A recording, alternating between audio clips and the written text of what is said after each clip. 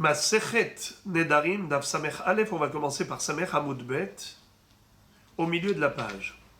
Chodesh Ze, Asur Bechol HaChodesh, Verosh Chodesh Lehaba. Si quelqu'un a dit « Je m'interdis de boire du vin ce mois-ci », il n'aura pas le droit de boire du vin jusqu'à la fin du mois. Verosh Chodesh, mais le Rosh Chodesh suivant, Lehaba, il est considéré comme futur. C'est-à-dire que le Rosh Chodesh est considéré comme appartenant au mois suivant, et donc il aura le droit de boire du vin, le Rosh Chodesh suivant, car il s'est interdit de boire du vin que pendant le Chodesh actuel, Rosh Chodesh Zé, et non pas Rosh Chodesh Haba. Alors le Rosh Chodesh Haba est permis. La Gemara pose une question, pshita, mais c'est évident.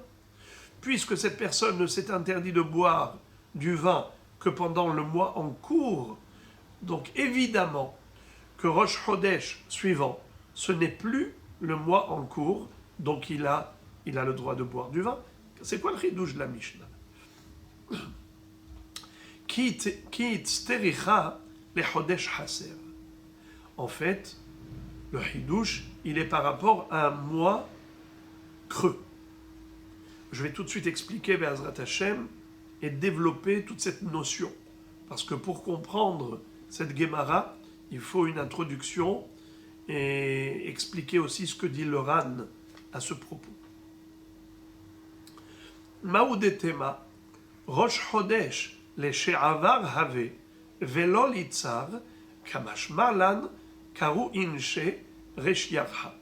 Je préfère ne pas traduire, mais d'abord donner les introductions et après on traduira.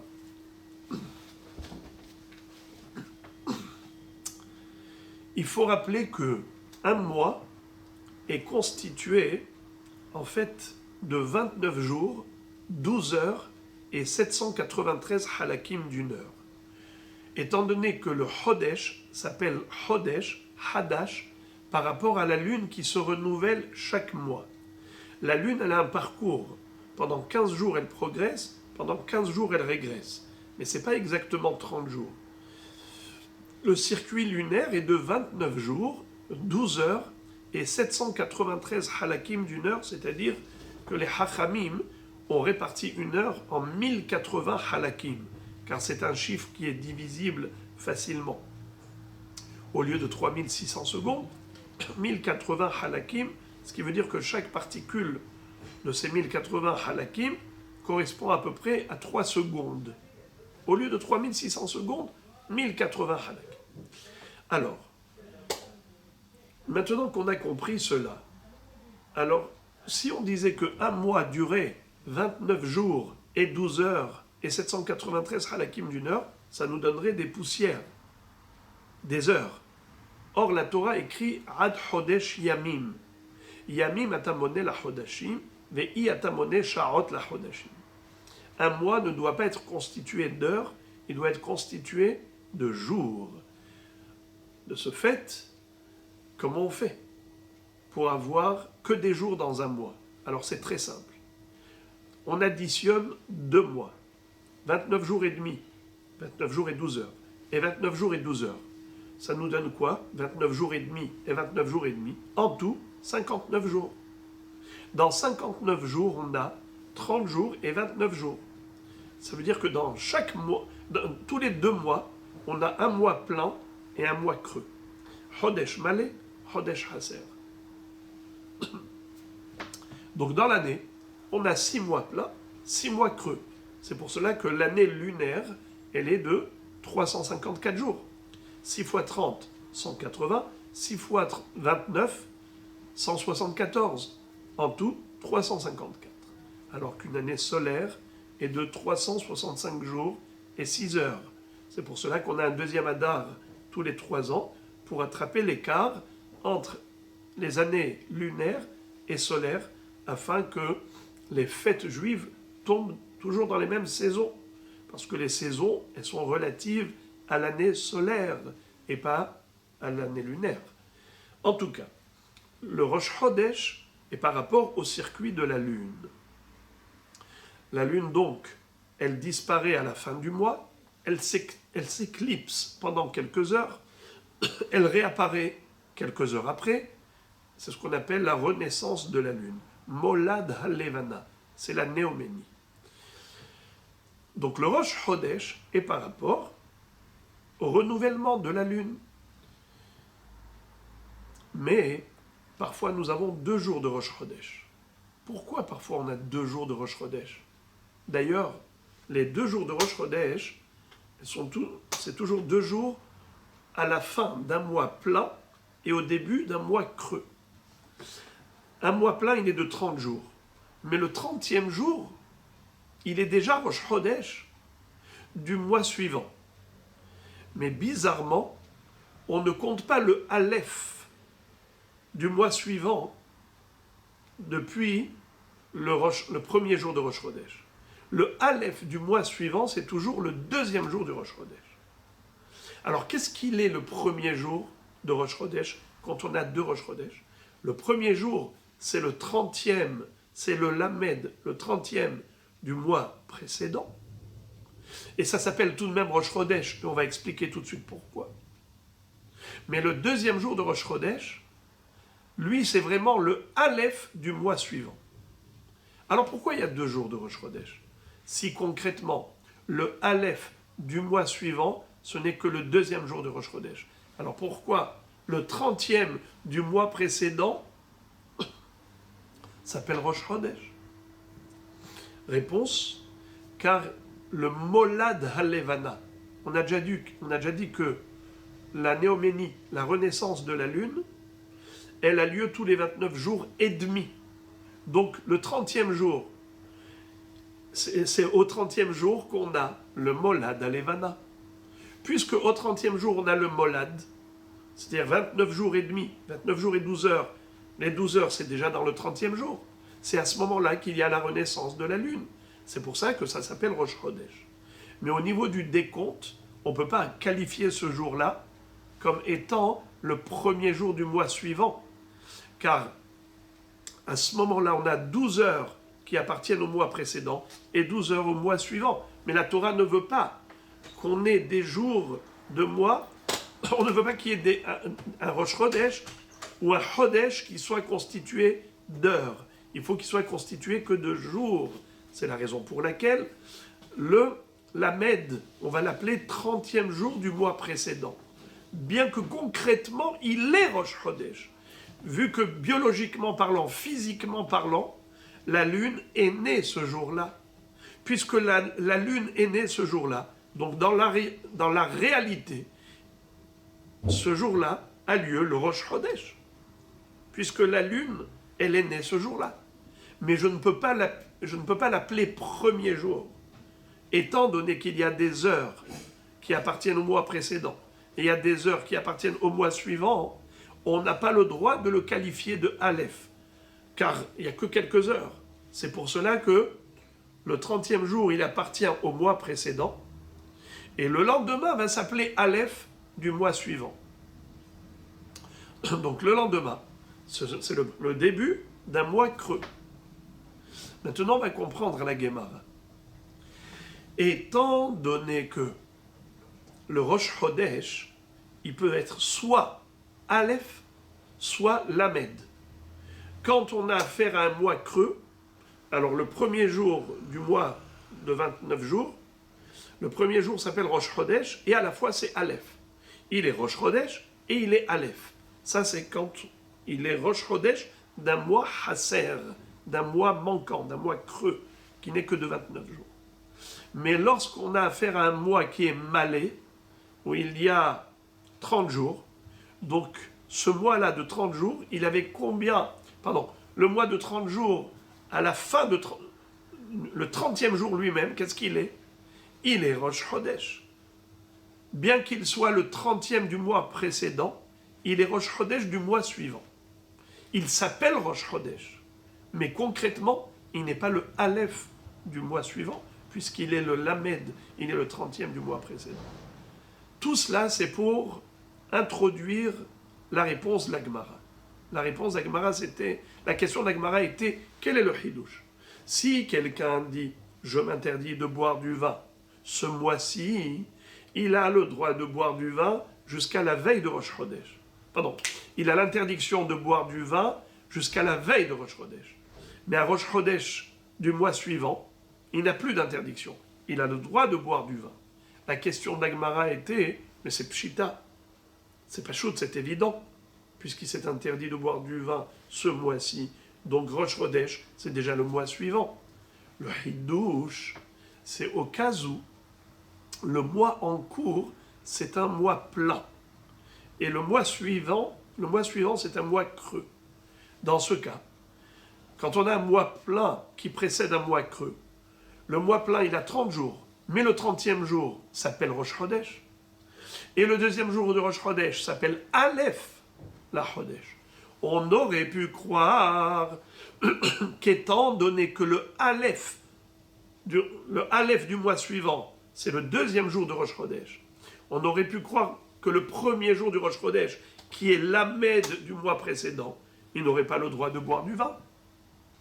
Lama. Étant donné que le 30e jour du mois en cours, c'est Rosh Chodesh, alors, même si c'est Rosh Chodesh, il devrait avoir une interdiction de boire du vin, puisqu'il a dit « je m'interdis de boire du vin » le mois actuel. Eh bien, le Rosh Chodesh du mois suivant, le premier jour de Rosh Chodesh du mois suivant, c'est le 30e jour du mois actuel. Si ça fait partie du mois actuel, on devrait lui interdire de boire du vin pendant Rosh Chodesh. Comment la Mishnah a pu dire qu'il a le droit de boire du vin pendant Rosh Chodesh? Ça veut dire les 2 jours de Rosh Chodesh, il a le droit de boire du vin. Mais le premier jour des 2 jours, c'est encore le 30e du mois précédent. Et puisqu'il s'était interdit de boire du vin pendant tout le mois, on devrait lui interdire même le 30e jour, bien que ce soit Rosh Chodesh du mois suivant. Réponse, étant donné que Bindarim halech ahar leshon bene Adam, puisque par rapport au Neder, il faut suivre le langage des êtres humains, et les gens, comment ils s'expriment? Ils disent « c'est Rosh Chodesh ». Dans leur tête, le Rosh Chodesh, c'est déjà le mois suivant. Alors, bien que dans la réalité, le 30e jour appartient au mois précédent, mais dans la tête des gens, dès qu'on l'appelle Rosh Chodesh, alors c'est déjà le mois d'après. C'est pour cela que le mois d'après, il a le droit de boire du vin, même le premier jour de Rosh Chodesh. Même le premier des 2 jours de Rosh Chodesh. Bien que ce soit le 30e du mois précédent. Mais étant donné qu'il s'appelle Rosh Chodesh du mois suivant, il a le droit de boire du vin. C'est comme ça que nous explique maintenant le Ran. Alors, premièrement, il faut corriger. Il y a ici le mot vélo litzar. Il faut dire velitzar. Premièrement. Et deuxièmement, ce qu'il faut expliquer, c'est que la Gemara dit Chodesh Haser. Et moi, je viens de dire qu'on parle de quelqu'un qui se trouve dans un Chodesh Malé. Comment on peut dire Chodesh Malé alors que c'est écrit dans la Gemara Chodesh Haser? Lisez la Gemara. Pshita, mais c'est évident qu'il a le droit de boire Rosh Chodesh. Réponse, Kitz tericha le Chodesh Haser. On avait besoin de nous enseigner ce Hidouche par rapport à un mois creux. On ne parle pas du mois creux, le mois dans lequel il se trouve. C'est le mois suivant qui est un mois creux. Par rapport à un mois creux. C'est comme ça que le Ran explique. Maoudetema, on aurait pu croire, Rosh Chodesh le She'avar Have. On aurait pu penser que le 30e jour, qui est un Rosh Chodesh, qui est le premier jour de Rosh Chodesh, les She'avar Have, il appartient au mois passé, et non pas au mois suivant, puisque c'est le Lamed, c'est le 30e jour. Donc forcément, il appartient au mois précédent. Donc il devrait avoir l'interdiction de boire du vin. Velitzar, il sera frappé d'interdiction. Kamash Marlan, le Hidouche de la Mishnah est le suivant. Karoule Inche Reshiarha. Les gens l'appellent Reshiarha, Rosh Chodesh. Vu que les gens l'appellent Rosh Chodesh, au Bindarim Alech Ahar Leshon Bene Adam, par rapport au Nedarim, on suit le langage des humains. Voilà pourquoi il aura le droit de boire du vin. Je vous invite à lire le Ran. Regardez dans la 6e ligne des grandes lignes du Ran, כי יצטריך בחודש חסר, שהחודש שבא אחר חודש של נדרו, הווה חסר. ואם כן, חודש שנדר בו, אבל מלא. ועושים בחודש חסר שבא 2 ימים ראש חודש. ויום ראשון הווה למלות חודש שעבר. Donc tout ce que je vous ai dit, c'est du ran.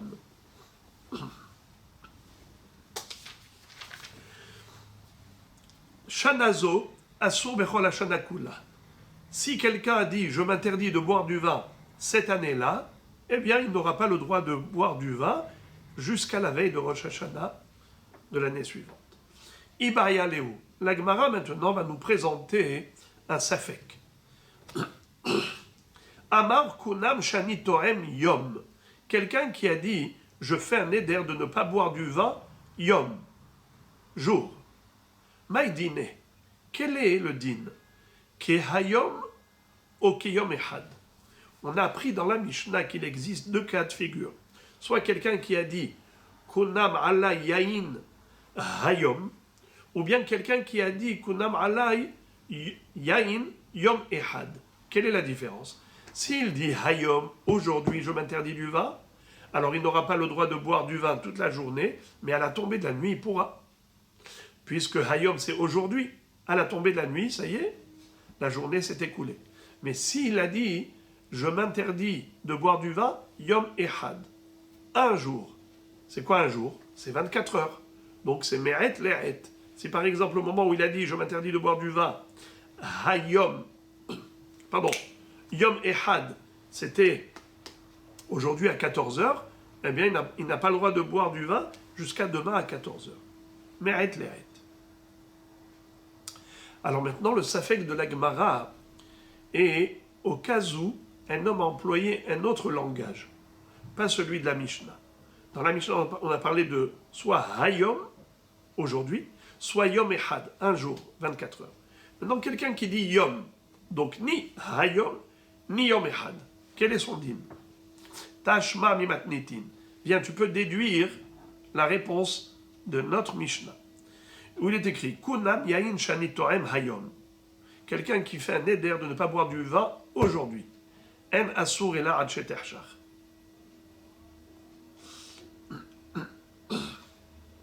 Ce n'est pas interdit jusqu'à la tombée de la nuit.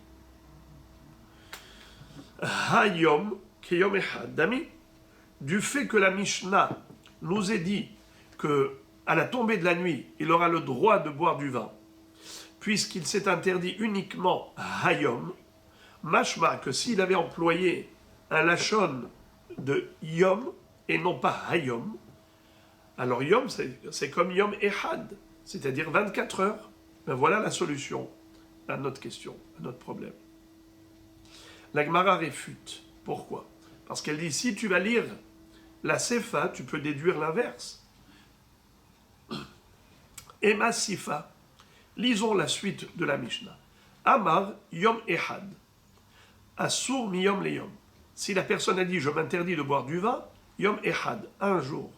Il n'a pas le droit de boire pendant 24 heures.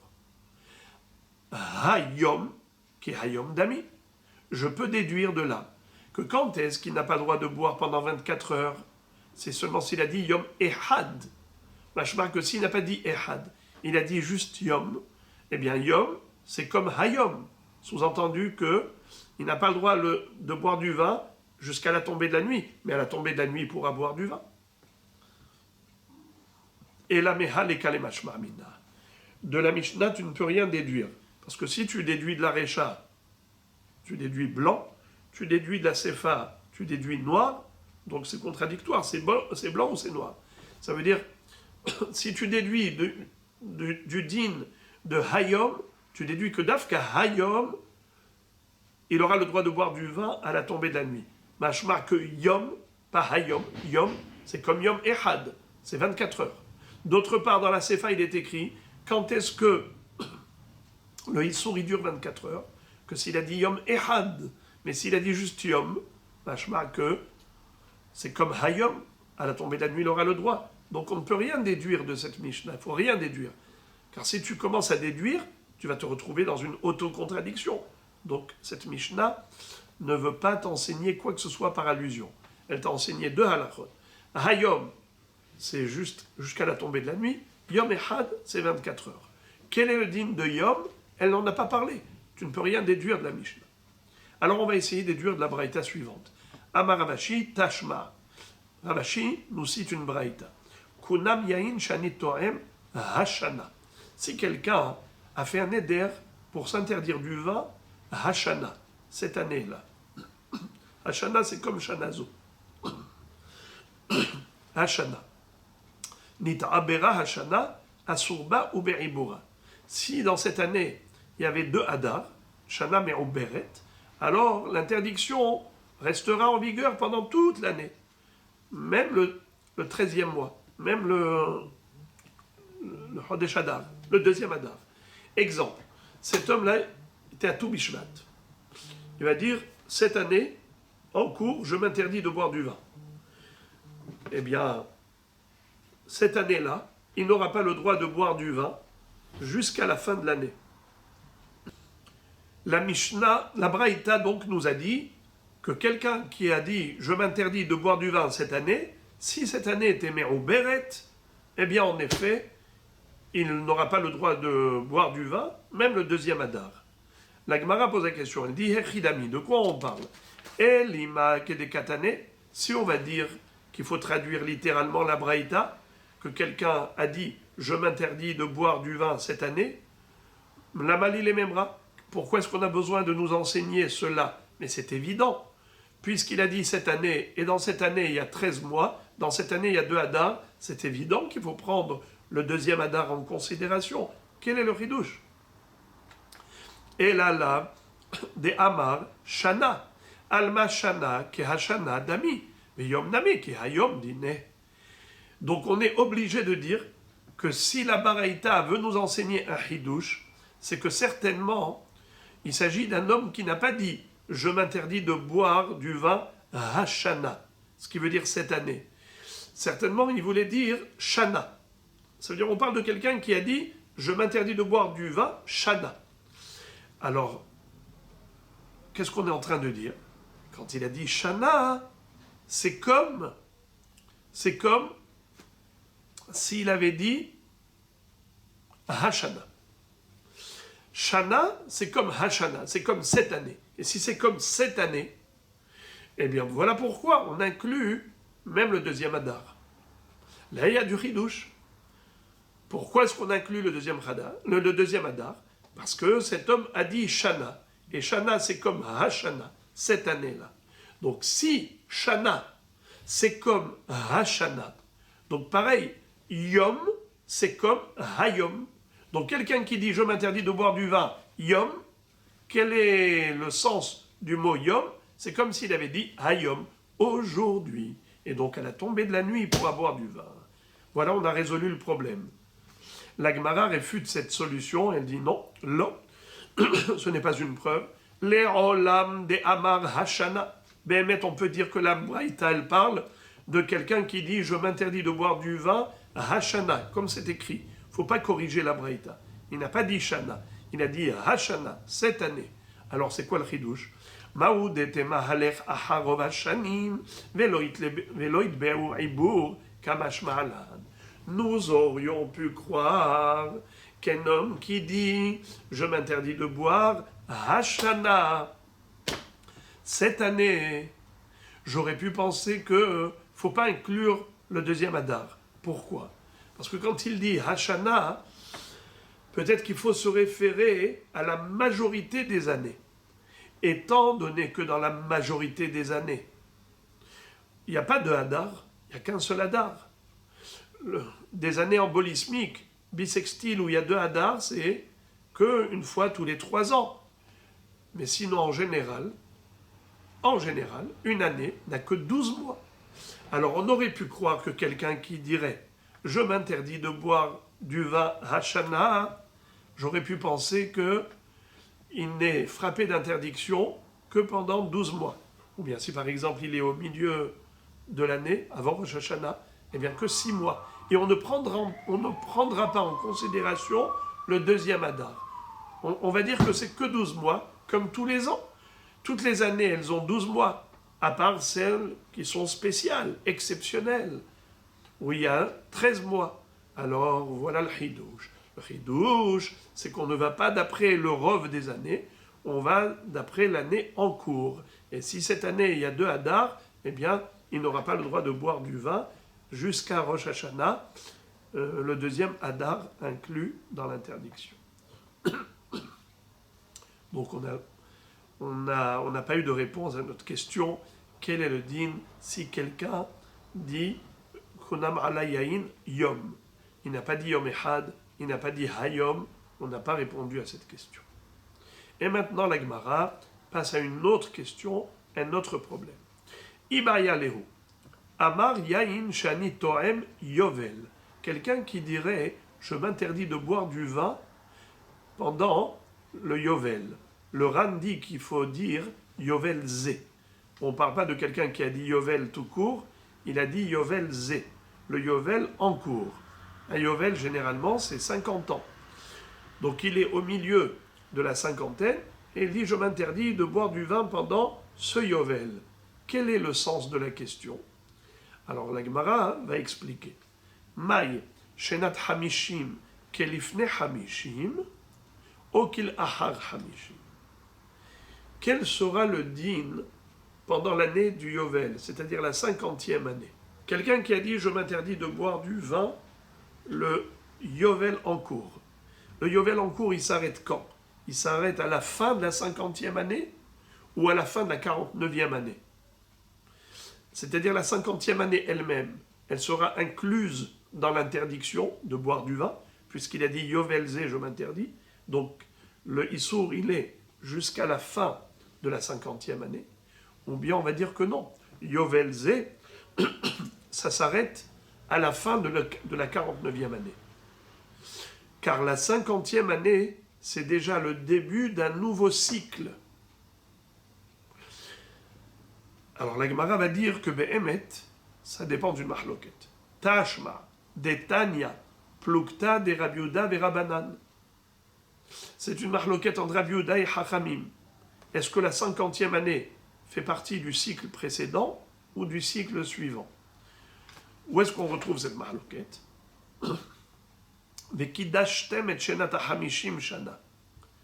Shnat hamishim atamone, ve'i atamone shnat hamishim ve'ahat. Mikan amru yovel eno ole le minyan shavua.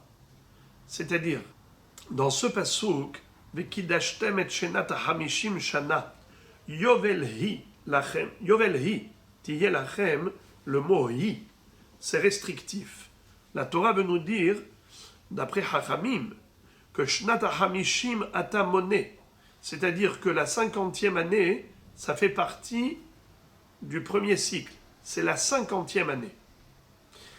Vekidashtem et Shnat HaMishim Shana, Yovel Hi Tiyelachem. Yovel Hi, dans le sens où ça conclut et ça clôture un cycle de 50 ans, et cette 50e année, elle ne fait partie que du Yovel qui vient de s'écouler. Mais Rabbi Yehuda dit que non, que la 50e année, c'est la première année du nouveau cycle. Rabbi Yehuda Omer, Yovel Ole, les Minyan Shavua.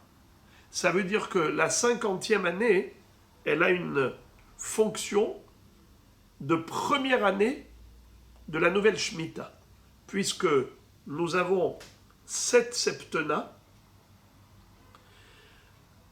on a 7 septennats, et après on a le Yovel. Eh bien, la 50e année, elle est la première du nouveau septennat. On a 49 ans, la 50e, qu'on appelle Yovel, elle est première des 6 années futures. Alors que pour Hachamim, on a 50 ans. Après, la 51e, c'est 1, 2, 3, 4, 5, 6 et Shemitah. Donc nous aurons une Shemitah quand? À la 57e année pour Hachamim. Alors que pour Rabbi Yehuda, à la 56e année, c'est la Shemitah. Donc la Shemitah pour Rabbi Yehuda, c'est à la 56e année. Yovel Yovel c'est 1, donc après 2, 3, 1, la 56e année, c'est la 7e année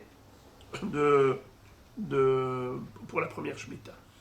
Les Chachamim vont dire à Rabbi Uda, c'est impossible. Abroulo les Rabbi Uda, Reu Omer, Sheshanim Tizra Sadecha, Ven Kanela Hamesh. Pourquoi c'est impossible, prétendent Chachamim? Car la Torah elle-même nous dit que tu as 6 années agricoles. Or, d'après toi, Rabbi Uda, si tu commences à compter les 6 ans avant la prochaine Shemitah, la première année, c'est Yovel. Pendant le Yovel, on n'a pas le droit de travailler la terre. Donc il va te manquer 2 années agricoles. Tu n'aurais que 5 années d'agriculture. La première année, c'est Yovel. Tu ne peux pas travailler la terre. La 7e année, c'est Shemitah. Tu ne peux pas travailler la terre. Quand est-ce que tu peux travailler la terre? 7 moins 2 égale 5. Il n'y a que 5 années agricoles. Or, la Torah te dit, Shesh Anim Tizra Sadecha. Pendant 6 ans, tu peux travailler la terre et semer. D'après toi, Rabbi Uda, il n'y a que 5 ans. Rabbi Uda rétorque. Amar lahem, les divrechem, hareu omer, ve'asat et advu ali shlosh hashanim. Harekan arba. C'est-à-dire, la Torah nous promet une bracha. Elle nous dit, si vous observez les lois de la Shemitah, n'ayez pas peur. La 6e année, elle sera bénie par Akadosh Baruch Hu, et il y aura une production agricole qui va suffire pour 3 ans. La 6e année, la 7e année et le début de la 8e année. Jusqu'à ce qu'on ait le temps, pendant la 8e année, de cultiver la terre et de récolter. Il faudra encore du temps. C'est pas grave. Baruch Hu nous promet une 6e année qui sera tellement productive qu'elle suffira pour 3 ans.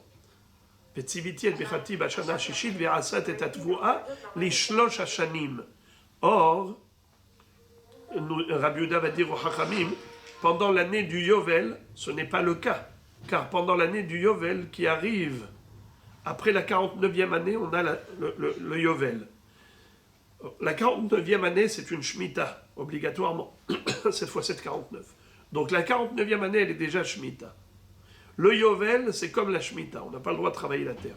Donc comment on va se nourrir? On va se nourrir avec la production de la 48e année. 48, 49, 50 et 51. Parce que la 51e, il faudra avoir le temps de préparer, de cultiver la terre. Ça fait que la production agricole de 48 suffit pour 48, 49, 50 et 51. 48 pour la 48e, qui est une année agricole. 49, c'est une année de Shemitah. 50, c'est une année de Yovel. Et 51, c'est le nouveau cycle. On va commencer à cultiver. Alors, la 6e année, qui est la 48e, puisque 48e année, c'est forcément une 6e année de Shemitah, eh bien, je répète, la 48e année de Yovel, c'est une 6e année de Shemitah. Tu vois que la bracha, elle suffit pour 4 ans. Or, Akshbaruch, il a dit 3 ans. Donc c'est sûr que la Torah, quand elle a dit 3 ans, elle parle de la majorité des années. Car la majorité des Shmitot, la majorité des Shmitot, elles ne sont pas suivies d'un Yovel. Donc, si la majorité des Shmitot ne sont pas suivies d'un Yovel, voilà pourquoi la Torah, elle a parlé d'une bracha qui va durer 3 ans. Mais parfois, c'est une bracha qui va durer 4 ans. 48, 49, 50, 51. Alors Rabbi Uda répond au Hachamim, la Torah, elle parle en général. Elle ne parle pas des cas particuliers d'une Shemitah qui est à proximité du Yovel. Eh bien, pareil pour vous.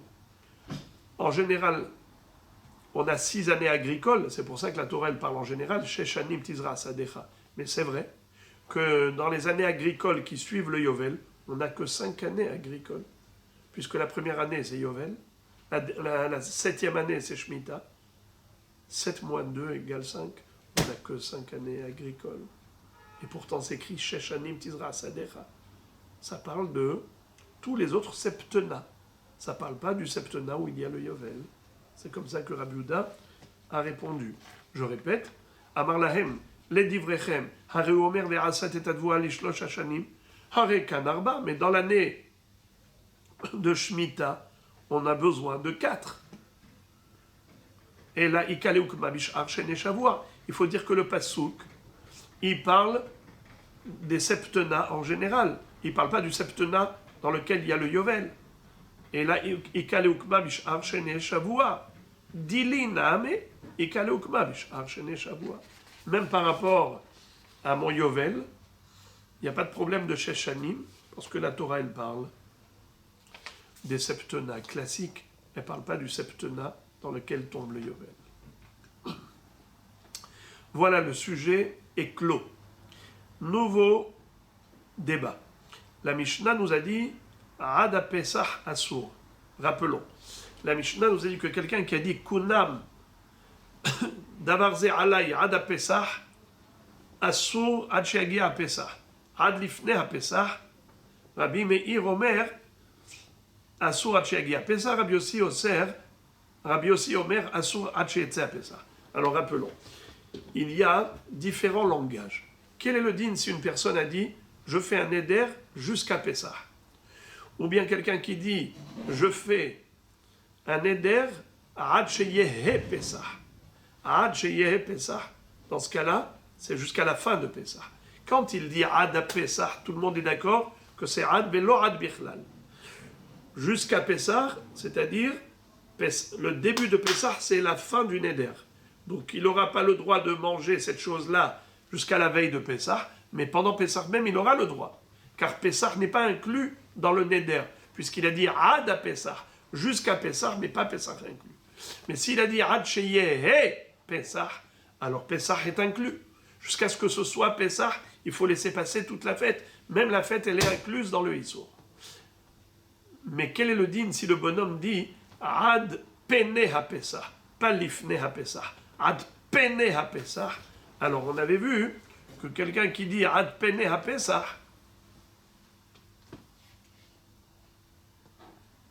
Pene HaPesach Mahloket. Selon Rabbi Meir, c'est comme Ad Pesach, donc Ad Sheyagia Pesach, mais Pesach ce sera permis. Rabbi aussi dit non, Ad Pene Pesach, c'est comme quelqu'un qui a dit Ad Sheyehe Pesach. Et par conséquent, même Pesach est inclus dans l'interdiction. La Gemara maintenant fait la déduction suivante. Les Memra des Rabbi Meir Savar, l'Omerayel Inish Nafsheh. L'Omerayel Inish Nafsheh Lisfeka. Mais Rabbi aussi Savar, Merayel Inish Nafsheh Lisfeka. Bémet dans ma Sechet Kiddushin, là-bas, on nous dit que la mahloket entre Rabbi Meir et Rabbi Yossi, elle est liée à la notion de que veut dire Pene HaPesach. Dans le sens où la mahloket, elle est tout simplement au niveau de la traduction. Est-ce que, quand une personne, elle dit Ad Pene HaPesach, elle voudrait dire Pene HaPesach, c'est jusqu'à Pesach, c'est ça ce qu'il pense Rabbi Meir, c'est ça la kavana de Pene HaPesach, Kame Pischa Mashma. Et Rabbi Yossi Savar, Ademit Pane Pischa. Le Ran, c'est le Ran qui cite cette Gemara dans Kiddushin, ce qui veut dire que Hachit Pane Pesach, jusqu'à ce que Pesach soit évacué, jusqu'à ce que Pesach soit passé. Donc la mahloket entre Rabbi Yossi et Rabbi Meir, selon la Gemara dans Kiddushin, c'est une question de traduction.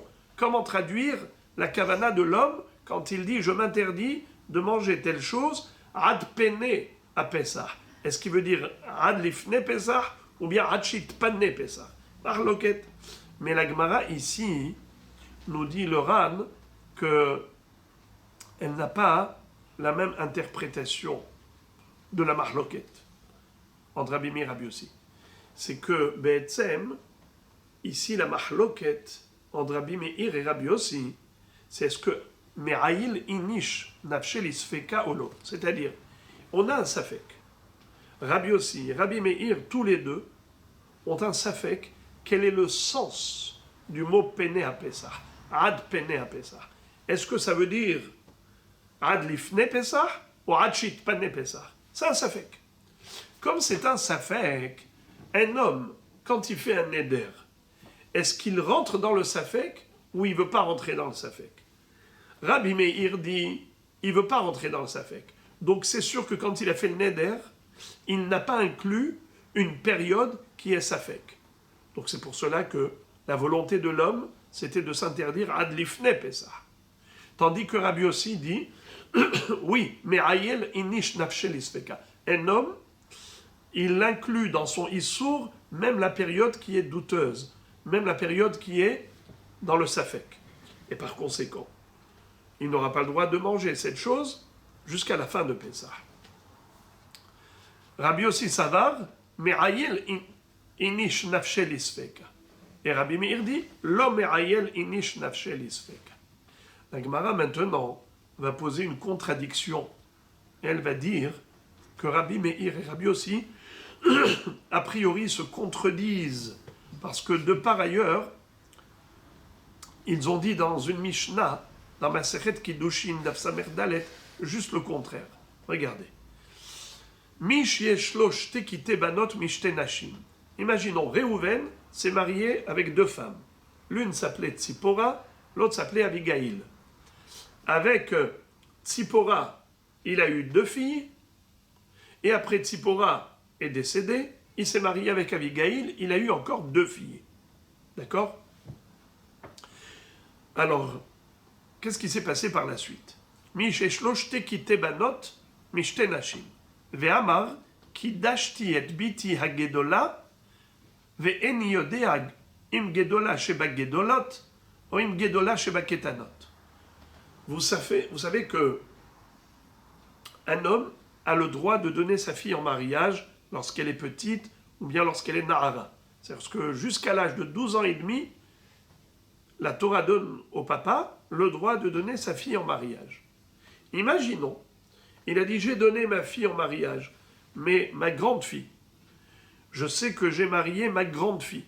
J'ai rencontré un garçon, il m'a donné de l'argent pour les kiddushin, il m'a dit, Hare bitecha mekudeshet li kedat Moshe ve'Israël, il m'a donné ce qu'il fallait, mais maintenant j'ai un trou de mémoire. Je sais que je lui avais dit, je te donne ma fille Hagdola. Alors le garçon maintenant il vient, il dit, où est-ce qu'elle est la fille que tu m'as donnée en mariage? Lui-même il a un trou de mémoire, parce qu'il savait qu'il lui avait dit la grande fille, mais il a un safek. Ve'en yodea im gedola sheba gedolot. Est-ce que j'ai voulu lui donner en mariage la grande fille de la première promotion, de la première portée, c'est-à-dire la première femme, les filles de Tzipora. Tzipora a eu deux filles, une grande et une petite. Est-ce que c'était la grande des deux grandes?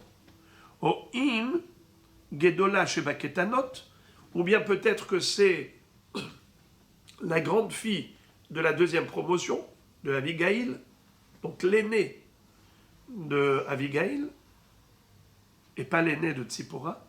Ve'im ketana sheba gedolot. Peut-être que, en fait, je voulais lui donner la petite de Tzipora. Tzipora avait deux filles, une grande et une petite. Peut-être que je lui ai promis, à ce moment-là, je lui ai donné comme fille à marier la petite de la première promotion de Tzipora.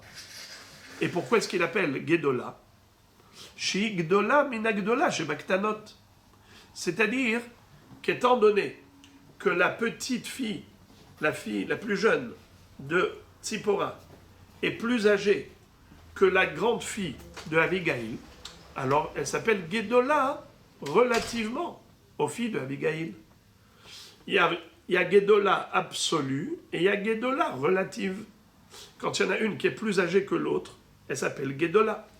Étant donné que la petite, la plus jeune de Tzipora est plus âgée que la plus grande de Abigail, alors elle s'appelle Gedola par rapport à elle. Arekula Nasurot. Elles ont toutes besoin d'un guet. Car toutes ces filles, aucune d'elles ne pourra désormais se marier avec un étranger. Chutz minaktana shebaktanot. La seule qui sort du problème, c'est la plus jeune. La plus jeune des plus jeunes, c'est-à-dire la petite de Abigail. Car la grande de Abigail, peut-être que c'était elle que le père avait donnée en mariage. La grande et la deuxième de Tzipora, peut-être que c'était elle que le père a donnée en mariage. Le safek qui concerne la première, la deuxième et la troisième. Il n'y a que la quatrième qui échappe au problème. Et d'ailleurs, ce n'est pas seulement avec un étranger qui pourront pas se marier, mais même avec le Hatan lui-même en question. Car le Hatan lui-même, il n'a pas le droit d'épouser deux sœurs. S'il s'est marié avec l'une, il ne peut pas se marier avec l'autre. Lui, le Hatan, il ne pourra même pas épouser la Ktana chez Baktanot. Pourquoi? Car peut-être qu'il a épousé sa sœur. Et si sa sœur est mariée, il ne peut pas l'épouser à elle. On n'a pas le droit d'épouser deux sœurs. Donc, Kulan Asurot, elles ont toutes besoin d'un guet de ce monsieur. Il faut qu'il leur donne un guet à toutes, parce que sinon elles ne pourront jamais se remarier avec qui que ce soit. Il n'y a que la petite qui n'a pas besoin de guet. Donc il faut qu'il écrive trois guets. À l'aîné de Tzipora, à la cadette de Tzipora, à l'aîné de Abigail. Tout ça, c'est Rabbi Meir qui l'a dit. Rabbi Yossi Omer, Kulan mutarot, chutz min hagdola shebagdolot. Rabbi Yossi dit, ma pitom. La seule qui est considérée comme mariée, c'est la Gdola. C'est elle qui est certainement la fille qu'il a donnée en mariage. Pourquoi? Parce qu'un père ne va pas rentrer dans un safek.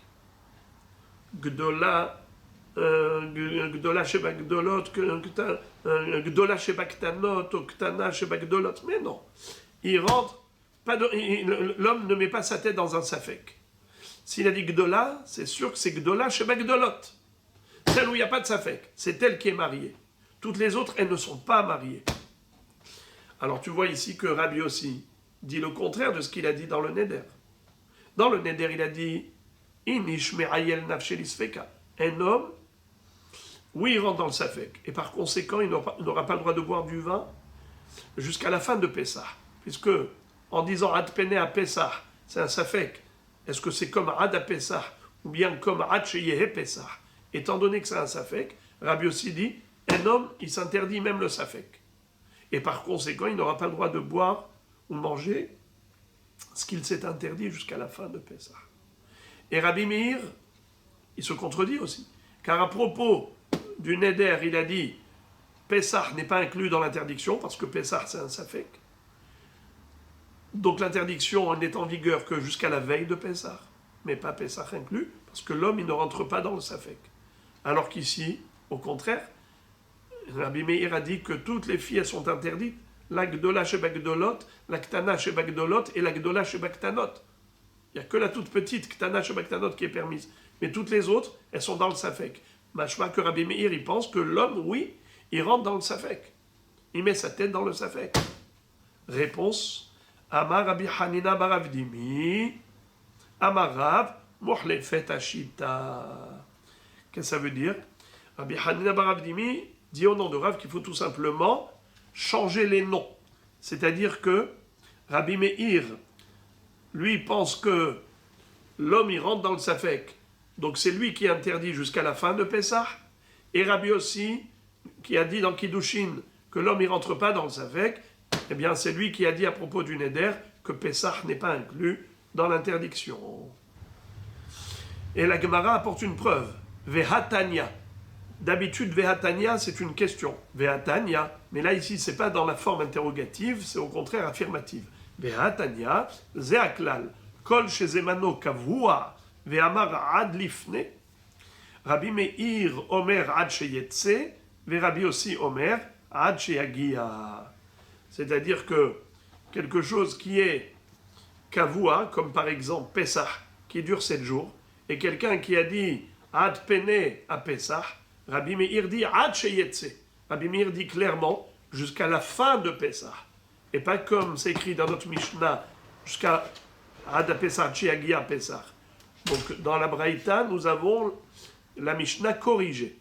Rabbi Meir Omer Ad Sheyetse, parce que Rabbi Meir c'est lui qui dit que l'homme, oui, rentre dans le Safek. Mais Rabbi aussi Omer Ad Sheyagia. Et Rabbi aussi, c'est lui qui dit que le Issour du Neder va s'estomper la veille de Pessah, car l'homme ne rentre pas dans le Safek. Et étant donné que Pene à Pessah, c'est un Safek, si oui ou non Pessah est inclus,